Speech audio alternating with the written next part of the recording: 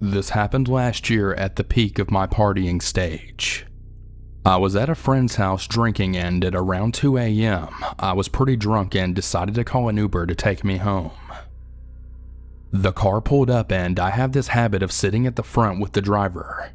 He was a young man around mid to late 20s, and I don't remember too much about what we were talking about, but I do recall his compliments going from "you're really pretty" to "you're really hot," and he kept saying I reminded him of his mom. I found it really strange, especially considering I was 19, but I tried to laugh it off because I didn't want to appear rude. I asked him to swing by the drive-thru at a burger spot because I was hungry. We got the food and he was supposed to take me home, but I noticed he was driving literally the complete opposite way of where my house was. I looked at his map and it kept telling him to turn around, so I asked him where we were going, and I remember him looking over at me and saying, "Oh, you don't want to come over to my house?" I remember I completely sobered up and said, "No, please take me home." I don't recall if we continued talking after that, but luckily he took me home and I never heard from him again. I also reported him the next day. What really upsets me is that he clearly knew I was inebriated and tried to take advantage of me. I can't imagine what would have happened if I had never spoken up. It's safe to say that I won't be Ubering alone at night anymore. This happened about 6 months ago, and I recently took an Uber for the first time since this incident, so I thought I'd share. I was leaving a work function at a bar at around midnight in a large city about an hour away from the suburban home I share with my partner. For reference, I'm a woman in my mid-20s with an average build. Not tall, not strong, definitely not threatening in any way. And I was a bit buzzed that night. I'm talking like 3 drinks, so not incapacitated in the slightest. Anyway, I'd usually take a company car home, but I hadn't reserved one since I didn't know what time I'd be leaving, so I just decided to take an Uber. The company reimburses me for the bill anyway, so it was no difference to me. Once the Uber pulls up, I say goodbye to my colleagues and get in the back seat. I'm always very nice to my Uber driver, so I introduce myself. This driver, let's call him Ed, since I don't actually know his real name, seemed totally normal. No red flags, and we make pleasant conversation for about 15 minutes until we're squarely out of the city on the way to the suburbs. From this pleasant conversation, I learn he lives in a certain neighborhood not too far away from my home. Note that his neighborhood, while relatively nearby, would be completely out of the way on the route we are taking to my home. The conversation reaches its natural end, so I just stay a bit quiet and start looking at my phone, Reddit, whatever. The quiet is interrupted by his voice, suggesting that I take a nap if I feel tired. It didn't even strike me as weird at first, so I just thanked him for the offer, but that I wasn't that tired. He then said, "Oh, I always get sleepy when I'm drunk. Are you sure?" At this point, something in my body made me even more wide awake than before. So I told him, "No need to nap, I'll be home soon enough anyway." He drops it after that, but I still thought it was weird that he'd say that. About 5 minutes later, he says that the highway has some kind of weird construction going on and the single lane traffic ahead would make my trip longer than it needs to be. He asks if it's okay to take another route. I oblige, already on edge and just wanting to be home. My partner calls at that very moment asking when I'll be home, and I make sure to make it very clear I was talking to my significant other. Something was weird about this guy, and I wanted him to know that someone is expecting me at a specific time and knows where I am. After I hang up the phone, the Uber driver stays quiet and we get off the highway, on a different exit than I've ever used, but I guess that's to be expected on a different route home. I'm bullshitting on my phone because I don't want to talk to this guy anymore. Not even looking up until he says, "My house is only 5 minutes away from here." Okay, I've now got a pit in my stomach. I'm probably a good 25 minutes away from my house right now, a distance that was enlarged by a shortcut. I say some nonsense about how I like the neighborhood and how my boyfriend and I were thinking of moving here instead. Blah blah blah. Basically anything I can think of to make it seem like I don't think this is weird and I'm not picking up any signals. Surprisingly, he doesn't say anything in response and now starts driving on a road in a direction that I knew that led to my house. Phew, crisis averted, right? Except not really. There's 15 minutes to go and my surroundings are more familiar. Just as I'm starting to feel at more ease, he starts asking questions about my boyfriend. What does he do? How long have you guys been together? And other seemingly normal questions. Finally, with about 10 minutes to go, he asks if my boyfriend makes me happy. He does very much, so I just gush a bit and say, yes, he makes me very happy.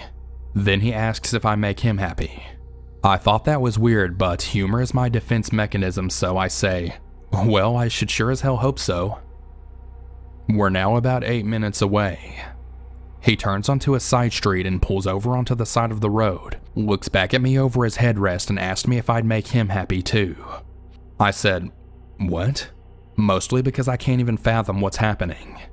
He asks again, Do you want to make me happy tonight? I took a second to think through my options. I'm alone with this guy who's behind the wheel. The street is dark and I don't see any lights on at nearby houses. And I don't know what the hell the guy has in the car. I default to the response many women know to be the true barrier to men's advances. I don't think my boyfriend would like that very much. His weird, creepy grin falls away from his face and he says, He doesn't have to find out. Come on, make me happy. I know a few ways you can start. I tell him that my boyfriend is expecting me to be home at any minute, and besides, I love him, I don't want to hurt him, can you please just take me home already? I carry a small knife and a little canister of mace, but all I could think of was to appeal to this guy's sensitive side. Somehow it worked and he didn't say another word after that. He just turned back around and silently drove me home. Weirdly enough, I say thanks as I get out of the car and that was that. I go into my house and start crying immediately for some reason as soon as I hug my partner. He tells me I need to contact Uber immediately and tell them what happened so that this guy doesn't try to take advantage of anyone else. I agree and I pull up the app to file the complaint. Except when I looked at my last ride, the picture in the profile was 100% not the same guy who drove me home. The car was the same, but not the driver. The guy in the photo was brown and wore a turban, maybe early 40s. The guy who drove me home was white and seemed just a bit older than me. Uber never followed up with me and just refunded my money. I did tell the police what happened because my partner insisted, but they didn't take me seriously since nothing actually happened.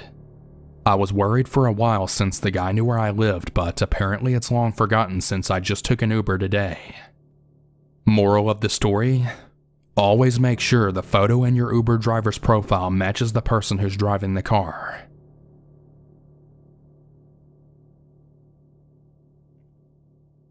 This story starts on a Thursday night in May 2017.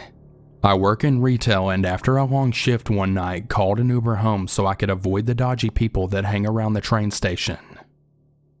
I wish I had known that this simple act of calling for transportation would lead to a 6-month-long ordeal of harassment and obsession. I got into the car and chatted with the middle-aged driver who I'll call T. He had a strong Turkish accent and seemed friendly. The conversation was normal at first, with him asking where I worked and why I was out so late and what I was studying for, etc. As the conversation progressed, he began to make comments that started to make me feel uncomfortable. He started to comment on how pretty I was and how young I looked and how he missed the times when he was young and he could get girls like me. He then put his hand on my knee and patted it affectionately and tried to push my hair out of my face. I was very aware that he was controlling a moving vehicle, so I just ignored him and prayed that we would get to our destination quicker. When he pulled up to our place, he noticed a car was in the driveway and immediately retracted his hand. He asked me if I wanted to go out for a coffee sometime. I politely declined and said that I had a partner. He told me he was a lucky man and that I could call him any time for a free ride. He then reached out and kissed my hand. I felt physically sick, but thanked him for the ride and got out as quickly as I could. As soon as I was inside, I told my boyfriend what happened, who encouraged me to report the driver. I was apprehensive at first as he knew my address, but eventually reported it as I knew we were moving soon. I was reassured by Uber that the matter would be investigated and received a full refund for the trip. I didn't hear anything from T after that and was soon busy into my study schedule, working, and moving house. I had completely forgotten about him until around August, where by chance I ran into him in our cafe. I was in line to get a coffee when he tapped me on the shoulder. My heart sank. He gave me a big smile and tried to give me a hug, which I declined. Hey, I've missed your pretty face. Where have you been? Oh, hey, I'm super busy, sorry. I can't really talk, I spluttered. I ordered my coffee hastily and burst out the door with him hot on my tail. He started walking beside me, matching my pace. I was starting to breathe heavily and hyperventilate. Hey, so I could have bought you that coffee. We still need to go on that coffee date. I told him no, I was not interested and he was making me uncomfortable. He then physically grabbed my hand as we were walking. I actually spluttered out, "What the fuck? What are you doing?" He then replied with, Oh, is that too soon? Too soon? Too soon for what? We're not on a date. I'm not interested. Please leave me the fuck alone. I said this loudly enough for people around me to hear me, and a few people had started to pay attention. Oh, were you a lesbian or something? What? No, I'm just not interested in you. I was mortified. I had officially lost it and started to cry. Oh, I'm sorry, I didn't mean to upset you, he said, and he tried to pat my back. I physically flinched and walked away from him, so close to having a mental breakdown. He called out behind me as I was leaving. You still work at that generic shoe store, right? I realized then I had told him where I worked that night and that he had picked me up and seen me in uniform. I had also told him where and what I studied. I couldn't believe my own stupidity. I alerted my store manager, who then alerted the shopping center security, who assured me that they would be on the lookout. Sure enough, my first night shift back after that cafe run-in, my manager told me that someone had come in asking for my phone number and when I was next on shift, claiming to be my boyfriend. My manager refused to give out this information and immediately notified the security, but by the time they arrived, he had already left. They showed me the grainy security footage of people coming into our store around that time, and sure enough, it was T. I was told that if he came in again to hide out in the back and the other girls on shift would deal with him. A few months later, he tried to add me on Facebook. I immediately changed my name on Uber so I couldn't be identified anymore, and I blocked him. The most recent incident happened in September of last year. I was tidying the window display out the front of the store when I immediately felt like I was being watched. I looked to my left and sure enough, T was there. I pretended not to know him and said, "Can I help you, sir?" Just admiring your beauty, he said with a smile. He then gave me an envelope and walked out before I could say anything. Inside was a card saying that he really felt a connection with me and thanking for my help today, and a voucher for the local bikini store for $100. I realize now is the time to involve the police, and I'm kicking myself for not contacting them in the first place. I haven't heard from him since, and I'm praying that I don't ever hear from him again.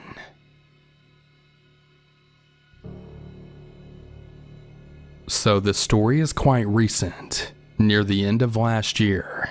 Now, this isn't a crazy story where I nearly get murdered or I meet face to face with the world's most known rapist. It's quite calm in comparison to what I've read on this page, but nevertheless, it's really creepy and shows just how dodgy Uber really is. Now, I still use Uber, yes, because it's 10 times easier than a bus, but I make sure to always sit in the back and always be alert. So I live in England, and during the winter the sun sets early. So I'm walking to the bus stop in my town center while it's quite dark. It's raining a lot, but I'm not letting it faze me because there isn't a point. I'm already wet. My buses are really unreliable. They either come really late or really early. I must have waited for 2 set times for the bus to come and it still didn't. So I ended up just walking up to the end of my town and calling for an Uber. I did that to make the price of the Uber go down a bit. A life hack, if you will. So the guy comes and I hop in the front seat, and he seems like a really nice guy. He kind of looks like an Indian version of Clive Rowe. Straight off the top, this guy is being super nice, constantly smiling at me and chatting away about my day. I normally don't interact, but because he was trying his best, I gave it a chance and talked to him about my day and told him about my day at work. I was currently working in an IT-based job, so he found it interesting. One thing I found odd was that the guy would fully turn his head and chest to look at me when responding, even though he was driving. So it goes quiet for a little bit and he responds to a call on loudspeaker and is chatting away in his language. It was calm. He then starts telling me about his wife and his life back in his home country and all that good stuff. Again, I'm being nice and nodding along to be kind. Because of our talk about my job, he starts telling me about how he made money back in his country and it was something IT based that he did at home. So he tells me at once, but then he tells me again in a slightly adapted story. And this happens all the way home for the rest of my journey, telling me the same story over and over. I'm constantly nodding and telling him I'll try it out soon. So we pull up outside my house and he turns to me again and starts telling me about the job, asking me if I'll try it out. I'm all like, yeah, I'll give it a look, even though I barely understood what he was telling me about. I go to hop out the door and say thanks, but the door is still locked. I'm making it very obvious I want to get out by pulling at the door. I still don't understand why Ubers lock their doors considering you pay through your phone anyway. Maybe it's just a safety thing, I don't know. So instead of unlocking the door, this guy starts telling me how to do the IT job, but this time he is patting and grabbing my thigh. Now, for someone I know, that could be a nice gesture, but for some random ass Uber driver, that is far past creepy. I'm now pulling the door, assuring him I will check the job out. Before he unlocks the door, this guy says to me, "Will I see you again?" with some creepy ass smile. I'm all like, yeah, maybe. Probably ended up giving this dude a hard on at the idea of seeing me again. I luckily finally got out. So for that Uber driver that thinks it's okay to touch thighs and not let passengers out, I will definitely be denying your rides if you come up. This happened about a couple of weeks ago. I was going out to a concert with a friend but decided not to drink because I had early class the next day. I'm a university student in a town that is predominantly filled with university kids in school months, which is important to consider during this story. So because I don't have a car up at school with me, I decided to take an Uber to my friend's house to chill a bit before we leave together for the concert. The night goes as planned and her and I take a taxi back to her place. The next day I get a notification from Uber saying that I had to pay a cleaning fee because I had vomited inside of my Uber's car. At this point I'm pretty pissed because I know for a fact I didn't puke in this guy's car, because first of all I was sober and second of all we chatted the entire time. So I think, great, this guy's going to try and scam me out of $80 because he knows it's my word against his because I was the only one in the car with him. I respond to Uber saying that this is a lie and they send me pictures of the car with puke in it. These pictures must have been ones he saved from a previous time and decided to use it against me to strengthen his lie. At this point, I freak out on Uber saying that this guy was lying and that he was trying to take advantage of the situation because it was only me in the car. To my surprise, after about an hour of going back and forth with them, they refund me the $80. I think, great, this is over with and now I don't have to worry about it anymore. Wrong. The day following this, I get a message from my Uber driver saying that I left all my IDs in his car and that he would meet with me to return it to me. This guy was so full of it because I had my ID in my hand as I read his message. I told him this and he said, no, I have it here. If you want it, I'll give it to the police. At this point, I stopped responding to him because it was getting a bit weird. I don't get why this guy wanted to keep playing games with me. And side note, I have a really unique name, and there's no way that another person with the same name had ridden in his Uber that night, so slim chance he was being honest. So I go to sleep that night and wake up in the morning with a voicemail from an unknown caller claiming that he is a policeman from the police station and they have my ID. I call back the city's local police station and don't get an answer. Supposedly it's hard to get through with non-urgent requests. But regardless, I doubt the police station actually called me because it was impossible for them to have my ID. Plus, there's no phone number on my ID. I live in Canada, so I'm not sure how different an American ID would be. But anyways, I'm pretty confident that someone posed as the police. Perhaps it was my Uber driver, but I'm not sure. Anyways, about 2 days after the voicemail, my roommate is in the upstairs washroom of our house that overlooks the patio to the front door. By chance, she looks out the window and sees a guy standing on the porch facing away from the door with his hood on, just standing there. She's like, what the fuck, and watches him for about 10 minutes as she's getting ready in the washroom. 10 minutes is a long time to be standing outside the door to someone's house for no reason. It's also important to note that you have to mean to walk up to our door. It's not like it's close to the street or anything like that where someone might be standing there by chance. After 5 minutes, she goes downstairs and opens the door, expecting to see this guy to ask him what he wants, but no one's there. So this guy just stood outside our door for however long, since who knows how long he was there before she saw him, and left without ringing the doorbell or knocking. The next couple of weeks are also weird because we have had a lot of occurrences where the doorbell will ring but no one is there when we open the door. I got really weirded out by all of this and thought it had to be connected because it all happened in such a short time span. I deleted my Uber app and any app that tracked my location. The thing that also freaks me out is that the Uber driver knows where I live since he picked me up at my house. I'm pretty uneasy about this now and find myself looking over my shoulder more than usual. I hope that I never see this Uber guy again, and from now on I'm probably just gonna stick to taxis.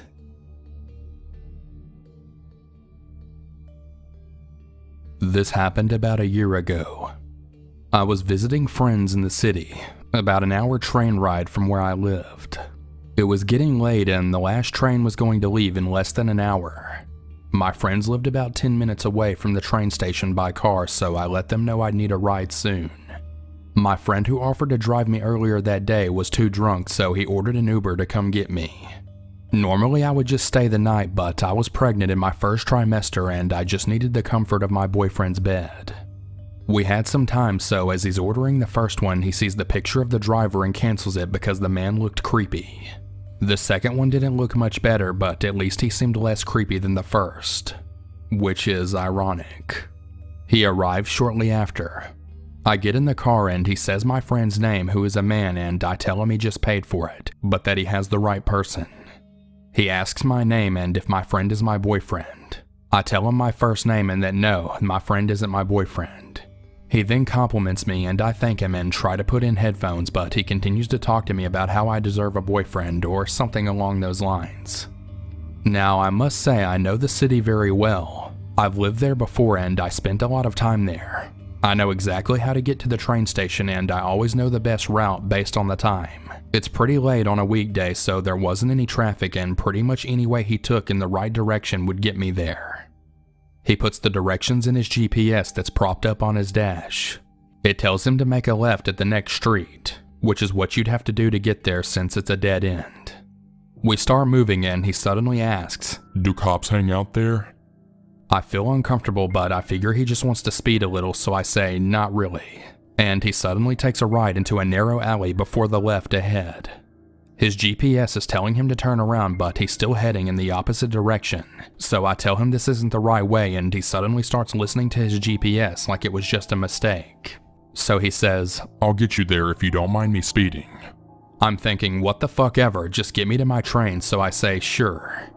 And he immediately slams his foot onto the pedal and reaches 50 to 60 miles per hour before slamming on his brakes at the stop sign ahead. He continues to do this while following the directions for 2 blocks when he blatantly ignores the GPS and starts to head in the opposite direction yet again. At this point, I'm fully aware he doesn't intend to take me to my train and I'm texting my friends telling them the situation. They tell me to come back, but I'm in desperate need of my comfort, so I try again and I say, I'm going to be late for my train, this isn't the right way. He tells me I won't be late for my train even though he has no idea when it's coming. We go through a light and there's a new Camaro behind us, and he starts asking why the cops are following him. I didn't say anything, but he keeps asking me and gets louder and louder every time I don't answer, in between him mumbling to himself. Eventually the cop car turns and he calms down and I notice the time. 15 minutes passed at this point and I wasn't even a mile away from my friend's house and I'm definitely not going to make this train. I tell him to take me back, but he insists that I'll make my train. I was really fed up and got pissy with him about the time and told him he had to take me back. He finally obliged, but only after slowing down next to a bus stop where a girl was standing by herself. He probably noticed my phone buzzing and lighting up, so he finally and calmly took me back to my friend's house. My friends were standing at the door when I got out of the car, so I walked up to the door. When I looked back to see him, I saw that he stopped his car down the street talking to a hooded person standing on the sidewalk. My guess is he probably thought I was a tourist and he could take advantage of me. So I reported it to Uber and the local Uber drivers page in the city, and I hope this never happens to anyone else again.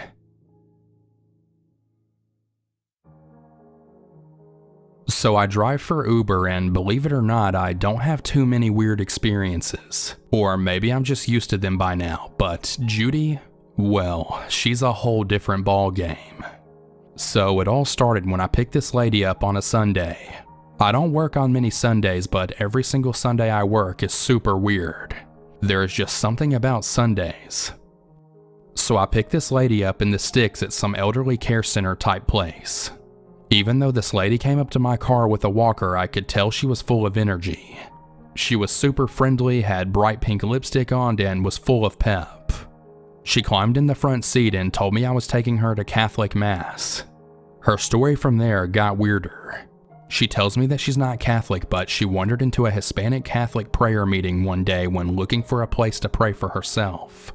She told me that though she doesn't understand a word, she now goes to the Hispanic Catholic Church services when she can.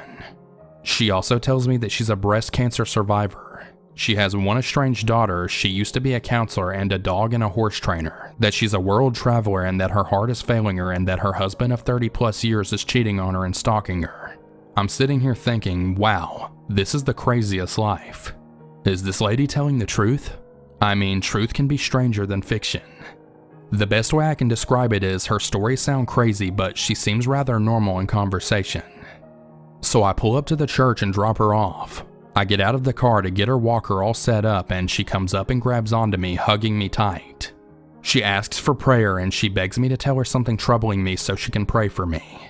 She then tells me she thinks it's divine intervention that we met and asks for my phone number so we can meet again. I'm also a photographer and she was wanting to get some pictures of her and her dog out at her property that she said she lived at her whole life, prior to having heart surgery and having to be at this elderly rehab place. She had also told me that her ex-husband had tricked her to signing away the house while she was heavily medicated in the hospital, but that the house wasn't sold yet and we could meet there for a photo shoot in a few weeks. So a week or so goes by and she calls me. She says she got a ride to the property and wants me to come meet her to look over at the place and get ideas for photos. I agree and drive even further into the sticks to get to her house. Let me tell you, this place was in BFE. You had to take an unmarked road to get to an unmarked road to get to another unmarked road, etc. And her house was literally in the middle of the woods. If you didn't know this house was there, you would not stumble upon it randomly. I should add that I took a wrong turn while trying to get to her house and ended up getting my car stuck on this dirt road that was super steep. I got stuck between these trees and thought there was no way I was going to get out. Judy came down the road in her walker and yelled out directions until I finally freed myself. So I get out of the car and look around at this property. It's breathtaking. She has a wooden gazebo that she and her husband built and that when she was a counselor she did her sessions out there. And her backyard is literally the forest. She tells me to look around for about 20 minutes or so while she washes her hair in the trailer she was staying in on the property. She told me due to complications she can't be in the house. Before I go off to explore, she tells me about her crazed ex-husband. She said he had been stealing her mail and that he would send people to drive by her house slowly and watch her, that he had cut her fence and let her horses out, and that he had recently poisoned 2 of her dogs. I still wasn't sure if this was the case, but I asked her if she called the cops. She said yes, but that it was complicated. She told me the police did give her a new phone and that he wouldn't be able to get her new number. Oh yeah, she also told me that he's a computer whiz and that he kept breaking into her computer and all that jazz. So by this point, I'm thinking Judy has some issues. Nevertheless, why pass up an opportunity to explore this beautiful area and keep this lady company? So with the thought in my mind that Judy was crazy, I went back into the woods behind her house and began exploring. First, I came to this little shack. Curious, I looked inside and found these jars full of what looked to be science experiments. I'm not sure what they were, and later when I asked Judy about them, she said, "I'll tell you someday, dear."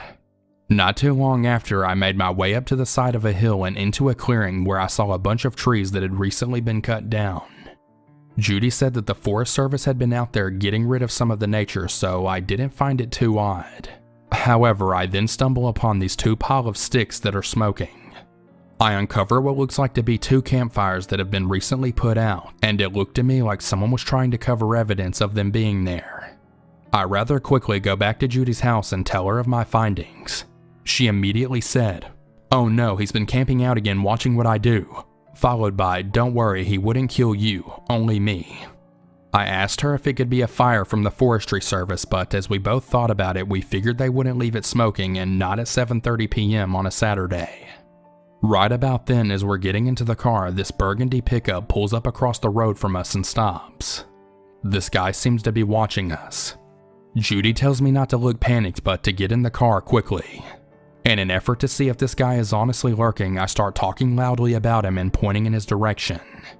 He sees me and peels out of there fast. And this was an unstable dirt road, not one you peel down.